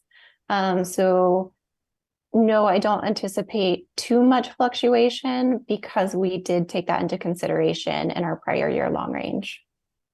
Does that kind of help answer? Yeah, thank you. Okay. No, that's perfect. One other just kind of let's pull all these pieces together for the committee to be aware of is as part of your funding policy, you've decided to assume a more conservative rate of return. So as we've done that, when staff is creating these calculations for budget, we are assuming it based on that lower rate of return. So you are, some of the change that you'll see is actually a change in what our required contribution is to CalPERS versus what's going to the 115 trust. As there's some difference between those. As we're moving between the reality of we're contributing at a 5.8% rate versus CalPERS is achieving a 6.8. So that's some variability you're going to see, but overall, like Jesse said, we've planned for these things since we do have this information in advance. There will be some fluctuations since it's based on payroll for some of our costs, but we've done our best to include it. Yeah, so as Kylie was pointing out, we are using a more conservative rate of return than CalPERS is projecting. One question I had, I was trying to recall from last year, and for that matter, the previous year, it's be something I'd like to be able to see going forward in these reports is we have, for instance, on table 2, we have our current and projected employer contributions. And I don't have the prior year's similar table in front of me. But have these numbers changed from what we were seeing as a projection last year for the next 8 years? Jesse? Yeah, so typically we include a chart in the presentation that uses the current valuation and the 2-year prior, showing the same projections for each year to see how it changes based on the issuance of the valuation. We didn't do that in this round because of the significant gain and loss. It just made those lines look very far apart. This kind of more extreme volatility the past couple of years just made it look a little bit, I don't know, very different. But typically we do include something like that in the presentation. So, our long range forecast used, well, for instance, for this year, it'll use presumably what's in table 2 as projections. What I'm trying to understand is last year's long range forecast, did it have significantly different projections going throughout? I don't know if it went out to 2029 at that time or what it was. I'm assuming that it in this case it's 6 forward years, right? Although one of those years, I guess, is now known because the FY25 is actually based on real numbers from CalPERS. So has our long range forecast changed as a result of changes to table 2? Not significantly, because in our long range last year, we did plug estimates for the 6.1% loss. Okay. Okay. I think that answers my questions then. And we don't have any other questions. Staff is seeking a recommendation from the committee to the council to accept the June 30th, 2022 CalPERS annual valuation reports. So moved. Second. Any further discussion? Seeing none, would the clerk please call the roll? Councilmember Lifcott Haynes? Yes. Chair Burt? Yes. Vice Mayor Stowe? Yes. The motion carries. Thank you. And our last item is just to go over future meeting agendas, whatever we have. Yes. Tentatively. So tentatively, we actually only have one item for our next meeting, which is October 3rd.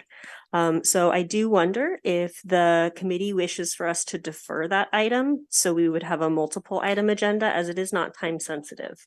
And then we could resume our meetings likely October 17th and November 7th, where we would have more significant, robust agendas. Okay, and I had one other item that I was interested in getting an update on is, and it's not an action item, but the fiber to the premise program and where we stand on that,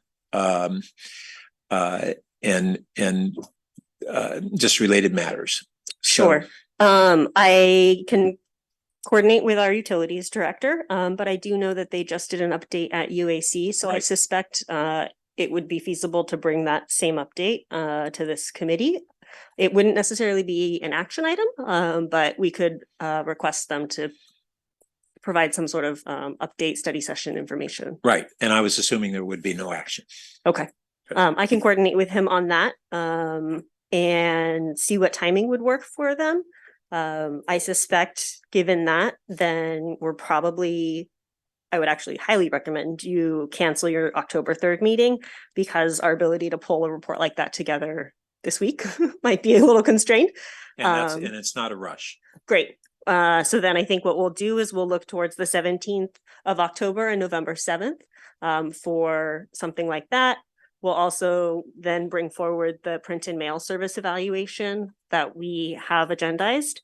And we are looking at another item about the electric integrated resource plan for 2023. So those are probably the three items that will swirl around those 2 days. And my calendar is populated with a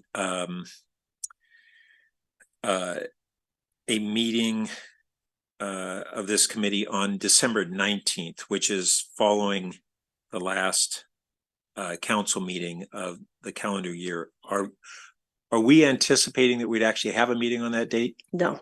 Okay. The next dates after November 7th would be November 28th. Since the other one is falling during the kind of Thanksgiving and Veterans, I think it's Veterans Day holiday.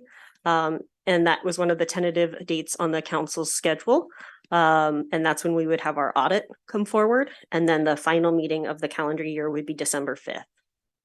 If any of those dates don't work for the committee, it's at your discretion on canceling, asking us to pull for new dates or the like. Okay. So October 3rd, we're not meeting. As long as the committee is okay with that, then. My mom would be very happy because it's her birthday. And I would have.